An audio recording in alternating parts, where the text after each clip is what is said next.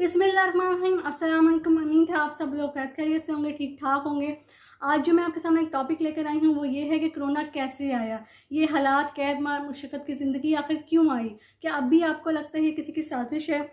इसका लिंक, इस हालात का जो लिंक बना वो है लैपटॉप। अब आपको लग रहा होगा मैं आपको कैसे बता सकती हूँ कि ये कोरोना वायरस कैसे आया। तो इसके लिए आपको पूरी वीडियो मेरे साथ देखनी होगी, एंड तक आपको मेरे साथ रहना होगा। और इसके लिए आप लोग जो हैं अभी तक जो सब्सक्राइब नहीं किया मेरा, वो जल्दी से सब्सक्राइब करें, लाइक करें, शेयर करें, ताकि आपको भी पता चले कि आखिर क्या ऐसा लिंक है जो लैपटॉप के ज़रिए मैं आपको बताना चाह रही हूँ कि वो क्या कहानी है। आपको भी ये हो रहा है कि क्या ये कहानी है। लाखों लोग दुनिया से चले गए और ना चाहते हुए भी डिसेबल की ज़िंदगी हर एक को गुजारनी पड़ी। तो आप लोगों को जो ये कहानी समझ नहीं आ रही, तो इसके लिए हम मेन पॉइंट पे, मेन कहानी पर आते हैं। तो एक लड़की थी जिसका नाम था ईशा। ईशा तो राजिया। आम बच्चे, नॉर्मली बच्चे जो होते हैं वो 1 साल की उम्र में चलने लग जाते हैं, लेकिन उसका बर्थ प्रॉब्लम ये था कि कमर की प्रॉब्लम्स आई, फिर उसके ब्रेन की प्रॉब्लम्स आई, जिसकी वजह से जो है वो 6 साल की उम्र में अल्लाह के हुक्म से, अल्लाह के फजलो करम से वो चल पड़ी। तो स्कूल लाइफ जब उसने स्टार्ट करी तो उसकी अम्मी उसके साथ थी। तो उसकी अम्मी होने के बावजूद भी उसने ये हालात देखे कि जैसे बच्चे शोर करते हैं, उन्हें सज़ा मिलती है, तो उसके साथ साथ उसे भी सज़ा मिल रही होती थी। मतलब इस तरह के सीन्स हुए कि आप लोग सोचते हैं ना कि अगर किसी की अम्मी साथ होती हैं तो भाई उसकी तो बहुत प्रोटोकॉल मिलता है, लेकिन नहीं, उसने उसके जो भी सीन था नॉर्मली बच्चों की तरह से ट्रीट किया गया। तो हुआ क्या कि अब उसकी जो स्कूल लाइफ में उसके कोई दोस्त नहीं बने। क्यों नहीं बने, इसकी वजह यही है कि आम जो बच्चे होते हैं उन्हें भागने का, घूमने का शौक़ होता है, इधर उधर पकड़न पकड़ाई, बचपन में जो खेलते थे हम, छुपन छुपाई हो गई, या कोई भी ऐसा सीन हो गई जो बस बैठ के खेलने वाला कोई ऐसा सीन नहीं था। तो जिसकी वजह से उसके जो थे वो फ्रेंड्स नहीं बन सके और उसको अपनी अम्मी के साथ ही वक्त गुजारना पड़ता था। इस हालात में भी उसने ना एजुकेशन में बाहर जाके, घर से बाहर जाके अपनी स्टडी को करने की कोशिश को, अपने आप को हिम्मत नहीं छोड़ी उसने कहा नहीं, मैं घर से बाहर ही जाकर अपनी स्टडी को कंप्लीट करूँगी। तो उसके जो प्रॉब्लम्स थी, उसके जो बार बार ऑपरेशन होना, बार बार हॉस्पिटल्स में और एमरजेंसीज़ में इतना कुछ उसने सफ़र किया, तो उन लोगों ने कहा और रिलेटिव्स ने कहा कि इसका नाम चेंज किया जाए। तो शुरू में तो नाम उसने चेंज करने का भी नहीं सोचा। उसने कहा नहीं, मेरा नाम ईशा है तो मेरा नाम ईशा ही रहेगा, लेकिन करते करते उसने अपना नाम चेंज कर लिया। तो जब चलते चलते ये स्पेस आगे कॉलेज में आया, तो कॉलेज में भी यही सीन था। कॉलेज और यूनिवर्सिटी में हुआ क्या था, हुआ ये था कि उसने दोस्ती है या नहीं है उसने ये नहीं सोचा। उसकी सबसे बड़ी विश जो है वो ये बन गई कि क्लास में बैठकर वो लेक्चर ले सके। क्यों? क्योंकि उसकी जो लाइफ थी वो ऐसी सिचुएशन से गुजर रही थी कि उसके कमर का ज़्यादा प्रॉब्लम बन गया था। उसका ऐसा प्रॉब्लम बन गया था कि बार बार से ये भी कहा जा रहा था घर में कि नहीं, तुम प्राइवेट कर लो, तुम नहीं कर सकती, तुम घर में बैठ के कर लो। लेकिन उसको ना सबसे ज़्यादा अगर कोई चिढ़ थी ना, वो ये थी कि मैं घर में जो हूँ वो ना रह सकूँ, मैं लोगों के दरमियान, क्योंकि उसको ना लोगों के दिमाग पढ़ने का शौक़ था। क्यों? क्योंकि वो जिस हालात में रही है उससे था कि मेरी प्रॉब्लम्स, कहते हैं ना कि अगर आप हॉस्पिटल में जाए आपको पता चलेगा कि लोगों की ज़िंदगी में और कितनी कितनी परेशानियाँ हैं। तो वो लोगों की परेशानियाँ पढ़ने का शौक़ था ताकि उसे अपनी प्रॉब्लम्स में थोड़ा सा हौसला मिले। तो आगे जाके हुआ क्या कि कॉलेज में जाहिर सी बात है, अब वो ही एक बच्ची थी जिसको प्रॉब्लम था। तो क्लास में कभी कभी ऐसा होता था कि ऊपर क्लास होनी होती थी तो वो कहती थी कि नहीं, मैं नहीं जा सकती। तो कभी कभी ऐसा भी वक्त आया कि उसको घर जाना पड़ा, क्योंकि मैम भूल गई थी कि अच्छा अब तो क्लास ऊपर हो गई है, आप चली जाएँ, कल इंशाल्लाह हम नीचे कर लेंगे क्लास। तो ये भी, तो कभी कभी ये भी हुआ कि ब्रेक के बाद जो है वो क्लास जी ऊपर जा रही है, किसी वजह से क्लास बंद हो गई नीचे वाली, तो उसने पीछे से नारा लगाना कि मेरी प्रॉब्लम्स हैं, मैं ऊपर नहीं जा सकती। तो उन्होंने कहा ओहो, आपकी वजह से हम ऊपर जा रहे हैं, चलो कोई नहीं, हम इधर ही एडजस्ट कर लेते हैं। तो जब यूनिवर्सिटी की लाइफ आई, यूनिवर्सिटी की लाइफ में शुरू में आपको पता ही है कि जब इंसान इस तरह की प्रॉब्लम के साथ आता है और अपनी बात बताता है कि मैं ऊपर नहीं जा सकती, तो उसकी वजह से जो है टीचर का जो स्टाफ है और लोगों का जो स्टाफ है वो मान जाते हैं कि हाँ जी इसकी प्रॉब्लम है, उसके साथ जो है फैसिलिटी प्रोवाइड करेंगे। तो अब चलते चलते यूनिवर्सिटी में उसने यही अपना ड्रीम रखा कि कुछ भी हो जाए, चाहे कितना भी दर्द हो जाए, मैंने अपनी एजुकेशन की लाइफ नहीं छोड़नी और बाहर ही जाना है। और उसी दौरान में भी उसे मुसलसल घर में इधर उधर यही कहा जाता था कि तुम प्राइवेट कर लो, तुम प्राइवेट कर लो, तुम इतनी मुश्किल से आ रही हो, तुम इतनी मुश्किल से कर रही हो, तुम्हारे दर्द हैं, उसने करना ही। लेकिन चलते चलते जब सेकंड सेमेस्टर में आई तो सेकंड सेमेस्टर में होता क्या है, सेकंड सेमेस्टर में उसका एक सब्जेक्ट, एक कोर्स होता है कंप्यूटर का। अब कंप्यूटर की लैब थी ऊपर, तो उसकी वजह से भी उसको बहुत मुश्किलात फेस करनी पड़ी। एक भी उसने क्लास ऊपर जाके नहीं ली, इधर उधर से अपनी क्लास से कर कर उसने जो है 70 मार्क्स ले लिए फाइनल में। लेकिन उसकी जो खुशी थी ना वो मार्क्स की ज़्यादा नहीं थी, उसकी खुशी ये थी, मतलब उसकी जो खुशी थी ना वो मार्क्स की ज़्यादा नहीं थी, उसका गम ये ज़्यादा था कि मैं काश अपनी क्लास वालों के साथ क्लास लेती, मैं अब लेक्चर ले सकती। वो जो एक ड्रीम होता है ना कि क्लास में शुगर लगाना, स्पेशली कंप्यूटर लैब में, तो आपको पता है कि कितना बड़ा शुगर होता है, टीचर पढ़ा रहे हैं या नहीं रहे, और कंप्यूटर में कभी किसी ने क्या नाम है पेंटिंग बना लेनी या कोई भी शुगर लगा लेना, तो वो सारा शुगर उसका नहीं हो सका। तो अब आप लोग ये सोच रहे होंगे मैं जो ये कहानी आपको इतने यकीन के साथ कैसे बता सकती हैं कि ईशा तो राज़िया की क्या कहानी है, कौन है वो ईशा, और इसका एक एक चीज़, एक एक वक्त मुझे कैसे पता है।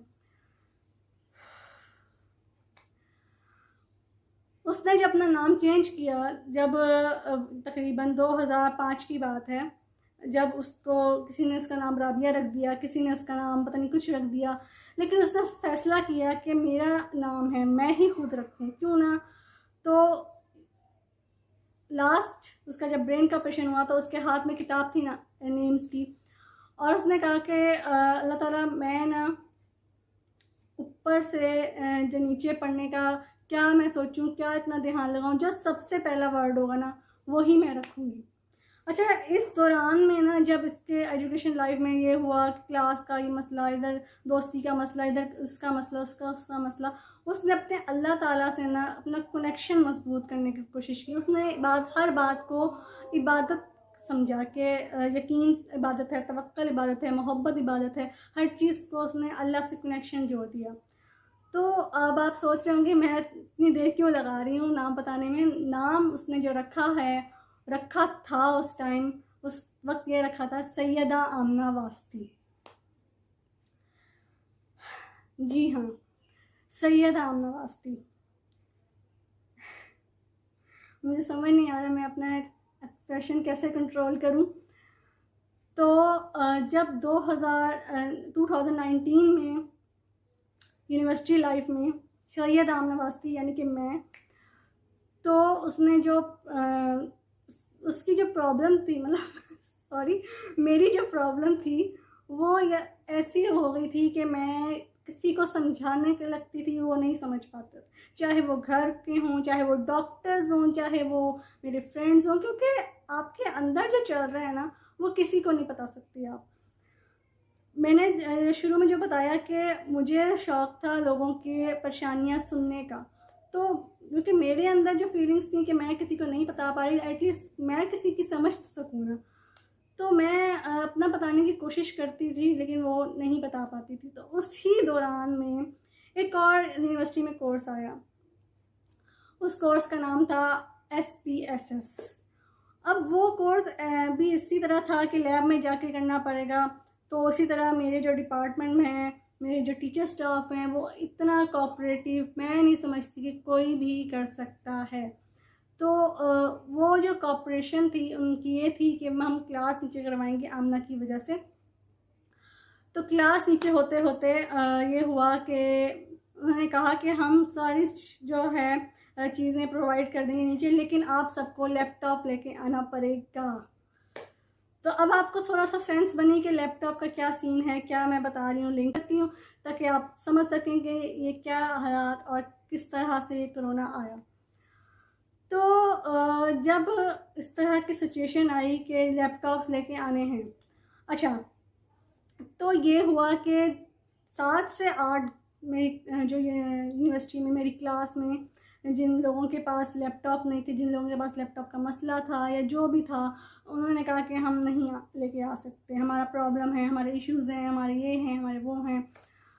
तो सच्ची बात बताऊँ तो दिल वो ये टच नहीं करता कि उन लोगों की वजह से मैं इस वक्त इस सिचुएशन से गुज़री, नहीं। मसला ये आता है, अगर आप लोग समझ सकते हैं कि 7 से 8 लोगों का मसला है, उसका अलग, वो अलग छोड़ दें, लेकिन जो एक पूरी एक आप ये कह लें पूरी क्लास है, पूरा जो मजमा है, वो 7 से 8 लोगों को ही फेवर दे रहा है, इसका जिसका मेन प्रॉब्लम है कोई इशू नहीं। मुझे यहाँ तक आवाज़ आई कि जी आमना की वजह से फाइनेंशियल प्रॉब्लम आ रही है, मैं नाम किसी का नहीं लूँगी, ठीक है, फाइनेंशियल प्रॉब्लम आ रही है कि हमें जिसके पास लैपटॉप नहीं है उसको लैपटॉप लेने की ज़रूरत पड़ रही है, ठीक है। और उसी दौरान में आप यकीन करें कि मैं इस सिचुएशन से भी गुज़री कि यूँ कि या क्या इंसान ऐसा भी सोच सकता है।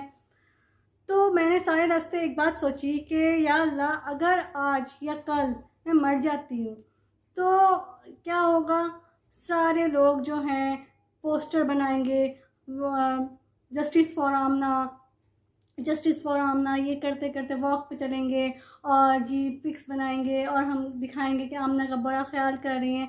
पूरी दुनिया जो है ना आमना के मसले पर एक होगी। उस वक्त ये नहीं होगा कि जी 7 से 8 लोगों का सिर्फ मसला होगा तो उनको फेवर नहीं, पूरी दुनिया जो है ना वो इस बात को सोचेगी कि जी आमना का मसला है, हर कहीं पे आमना का जस्टिस फॉर आमना का जी हैशटैग जस्टिस फॉर आमना बला फला फला बला बला बला। तो मैंने कहा यार ना, ज़िंदगी में इंसान को ना कभी भी क्यों नहीं मिलता। तो उसी दौरान 1-2 दिन के बाद हमारी क्लास में बाकायदा टीचर्स आई और उन्होंने कहा कि हम आमना की वजह से क्लास नीचे कर रहे हैं, तो हमें लैपटॉप्स आपको जो हैं वो किसी भी तरीके से जो है आप एडजस्ट कर लें, किसी के साथ बैठ जाएं या हम कुछ भी ऐसा कर लें कि बस आमना के साथ आप क्लास जो है वो हो सके। तो पीछे से मुझे आवाज़ आई, मैं नाम नहीं लूँगी, किसी की पीछे से आवाज़ आई कि आमना को वीडियो पे करवा लेते हैं, आमना को ऑनलाइन करवा लेते हैं हम। बड़ी हिम्मत से उन्होंने कहा कि आमना को वीडियो पे। तो वो वक्त था कि मैंने सोचा, मैंने कहा कि अल्लाह, ईशा से लेकर आमना तक का सफ़र में एक ही बात मैंने अल्लाह ताला आपसे मांगी, वो ये कि मैं डिसेबल नहीं हूँ। आपने मुझे जितनी पावर दी है, मैं यहाँ तक पहुँची हूँ, मैंने आगे भी अपनी मंजिलें पार करनी हैं। मुझे अब पक्का जवाब चाहिए, मुझे तू जवाब दे या अल्लाह, मैं डिसेबल नहीं हूँ।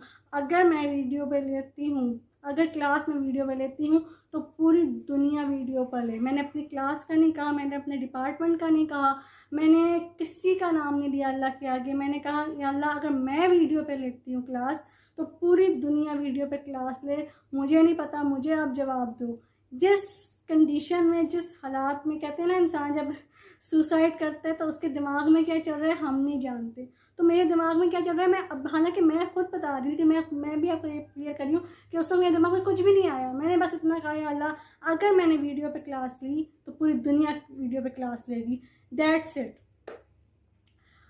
ये वो वक्त था, ना जाने क्या हुआ, कैसे हुआ। 2 वीक्स के अंदर अंदर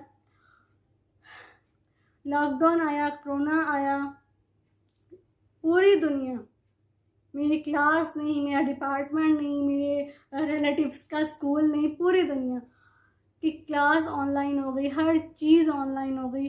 ट्रिप्स हों, फेयरवेल हो, सब कुछ बंद और घर में आ गए सारी लाइफ। और यकीन करें उस वक्त मेरी ज़िंदगी में पता नहीं ऐसी मेरी कंडीशन थी कि या अल्लाह, तूने आज बता दिया, वाकई तूने आज बता दिया कि मैं किसी से कम नहीं हूँ, मैं सब कुछ कर सकती हूँ।